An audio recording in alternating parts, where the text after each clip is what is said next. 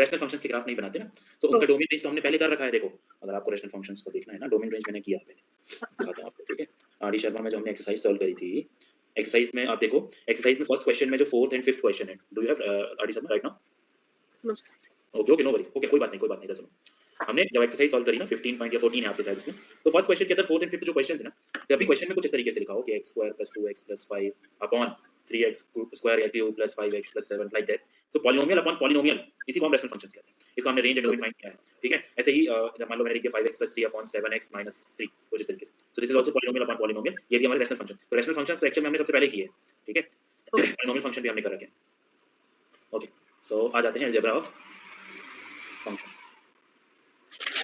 Algebra of function में क्या होता है? अलजेब्रा का मतलब ही क्या होता है? Plus minus multiplication division. जब भी कभी आपसे कहा जाए अलजेब्रा किसी भी चीज का, फंक्शन की बात यहाँ पे हम कर रहे हैं, फंक्शन के अलावा भी जब भी कभी हम किसी भी चीज का अलजेब्रा पढ़ते हैं, इसका मतलब होता है कि हम प्लस माइनस मल्टीप्लिकेशन डिवीजन देख रहे हैं। इसका मतलब क्या है कि हमें अगर कभी दो फंक्शंस को ऐड करना है तो कैसे ऐड होंगे, सब्ट्रैक्ट करना है तो कैसे सब्ट्रैक्ट होंगे, ये हमें देखना है, ठीक है? सो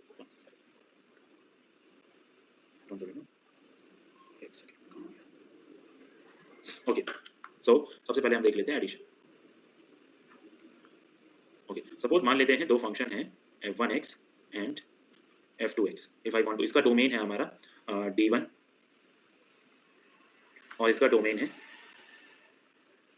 d2। Okay, so if we are adding both of the function x1 plus f2x, so its domain will be d1 intersection d2। अब इंटरसेक्शन पता है ना, आपने सेट रिलेशन फंक्शन में पढ़ा होगा इंटरसेक्शन क्या होता है, ठीक है? सो जब भी कभी हम दो फंक्शंस को ऐड कर रहे हैं, सो उनके डोमेन क्या होते हैं, दोनों का इंटरसेक्शन। अगर हमें उस फंक्शन का डोमेन लेना है, मान लेते हैं कि एक gx एक फंक्शन है which is f1x plus f2x, सो अगर हमसे कोई भी gx का डोमेन पूछता है, तो gx का डोमेन होगा domain d1 intersection d2। d1 is domain of f1x and d2 is the domain of f2x। Understood?